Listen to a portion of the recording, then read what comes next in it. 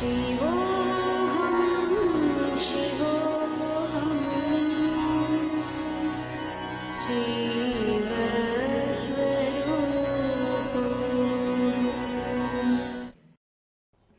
There is a beautiful story which happened in a life of a great master, Ramanuja. Ramanuja was a great enlightened master. See, there are three great acharyas who changed the destiny of India, Bharat. They created, actually if you read these three masters' life, you will know the spiritual history of India. Shankara, Ramanuja, Madhva. These three great people are called Mahacharyas. These three only created the three major philosophies which are alive in India. And these three are responsible for all the problems and wars also. Means the fight. These three did a great service and same way created enough problem. What to do? When people don't understand with the right spirit, naturally they create conflicts.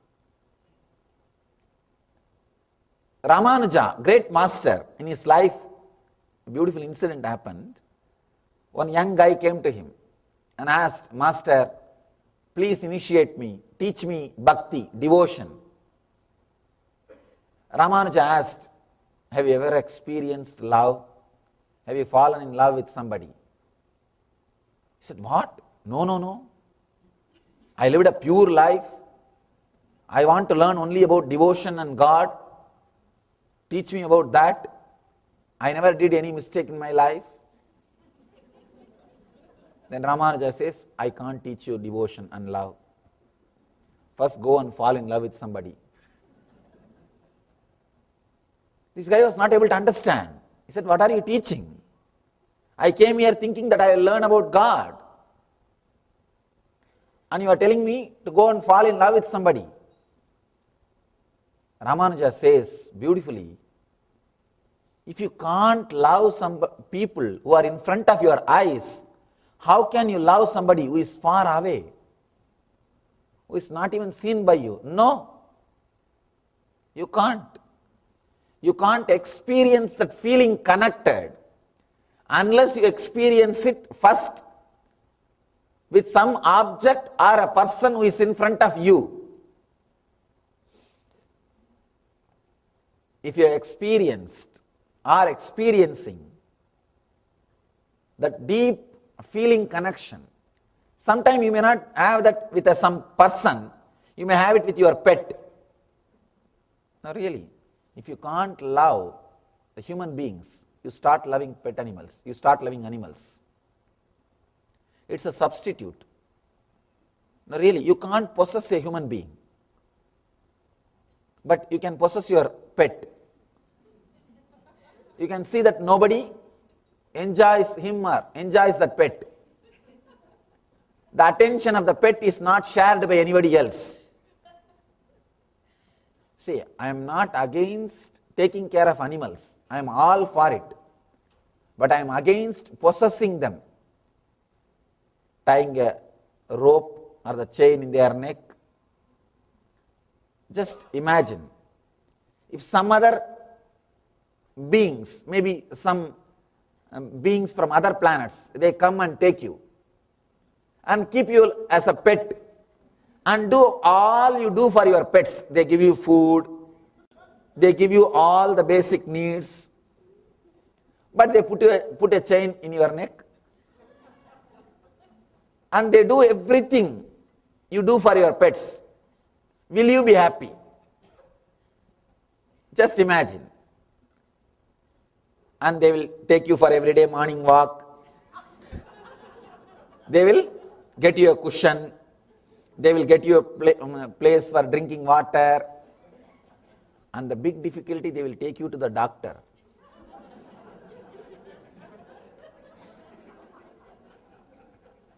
And just imagine, will you be happy? Then how do you think that your pets are happy with you? See, it's a poor substitute. When you can't love, loving the living beings, human beings, loving the living human beings is little costly. You need to open up. You need to take little risk. He may respond, may not respond as you expect. He may not reciprocate as you want. There is little risk of getting hurt.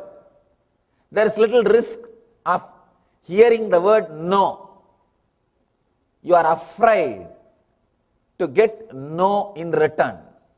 The fear of no, you never open up. Just because of fear of no, you stop opening up.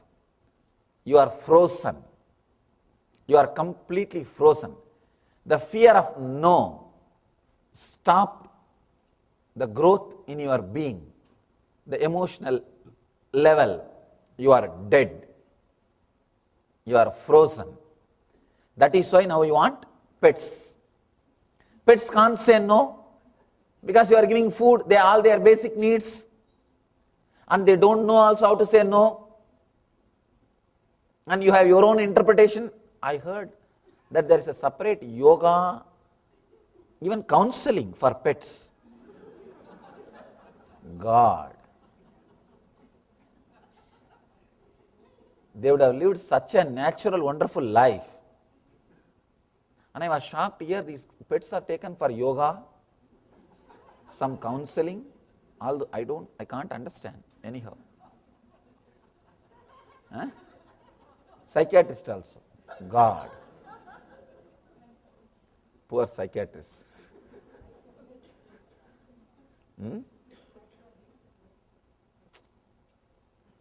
Anyhow, it's a poor substitute. It's a very poor substitute. And when you can't even open up to that much with a pet, you fall in love with some stone. Now, I have seen people really doing that. I have seen the Himalayas, some of these sadhus, they will fall in love with their kamandalu, means the water pot. They will wash that from morning till night. Washing, till it loses its shape. They will rub. See, they have dropped everything else, but they are not able to drop that one kamandalu. I have seen really. And they will fall in love with some small place. They will not leave that place for anybody else. All they do is sit there and beg, that's all. But they will reserve that place. Nobody else can sit. You fall in love with something. But at least that is much better than not falling in love with anything at all. The first choice is human beings. And the second choice is pet. Third choice, at least some stone or something. Okay. Learn to open up. Learn to relax. When you are in love with something, you stop thinking about you. You start thinking about that person or object. The attention is shifted. The energy is shifted. Constantly thinking about you creates so much of suffering in you. Just see. You suffer, you feel loneliness, depression, when you are constantly thinking about you. Just reduce a little bit. Stop the energy, flow towards that direction of constantly thinking about you. Find out something which will make you forget yourself. No drugs. I am not telling you. Drugs will make you forget yourself. No, but that is not going to help. That is not going to give you the eternal solution. No. That is not going to give you the solution. No. You will become more and more dull. When you are in love with some person or object, you may use this technique to achieve enlightenment. Let me repeat the sloka sutra, then we will enter into the translation. understand the technique more clearly. The beauty is, Shiva is the only master who supports, who gives you the technique without judging you. If you go to Buddha and say that I am in love with somebody, please teach me how to become enlightened, he can't say anything. If you go to Mahavira, he will say, no, stop all this nonsense, renounce and come here. But Shiva is acceptance. He doesn't judge, he only gives techniques. Throughout this book, there is no single teaching, no morality, no words, only techniques. Only techniques. He is not saying falling in love is right or wrong. He is just saying that is reality. Now I am here to help you to achieve enlightenment if you are in that reality. That's all. He is not judging you. Only with a master like Shiva, you can open up. See, if you know this guy is going to judge you, you will be able to open up. No, never.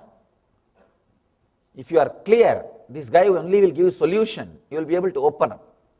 Here Shiva opens himself. He is not going to judge you. He is not judging you. All these 112 sutras, not a single sutra speaks about yama or niyama. No. That is why this book has never become popular like Patanjali Yoga Sutras or Gita. Because it is not talking about what you are supposed to do. This is not talking about vidhi nisheda, do's and don'ts. Human beings are so immature.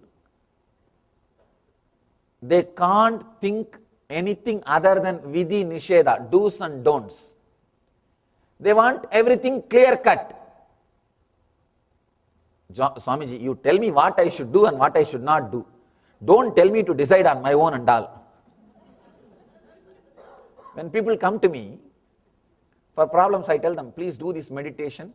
That will give you clarity and you can take your own decision. No. You just tell me what I am supposed to do. They want straightforward, clear cut do's and don'ts. See, do's and don'ts are beautiful when you have the nearness of living master, when you have the presence of a master. But when you don't have the master's presence, what will you do? If you are brought up only with the attitude of do's and don'ts, you will be paralyzed. You will experience conscious paralytic attack. Consciously, you will be paralyzed. You will not be able to move on your own when you don't have the master's presence. Shiva is the one and only great master who can liberate disciples, who says, have the torch, move on your own, who gives the truth, who gives enlightenment without judging, who directly gives techniques. He is not judging. No.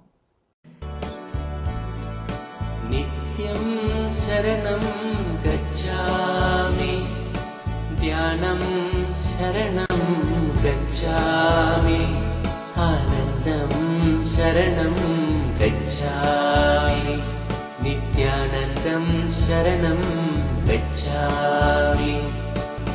Nityam Charanam Gacchami, Dhyanam Charanam Gacchami, Anandam Charanam Gacchami, Nityanandam Charanam Gacchami. Nityam Charanam Gacchami, Dhyanam Charanam Gacchami.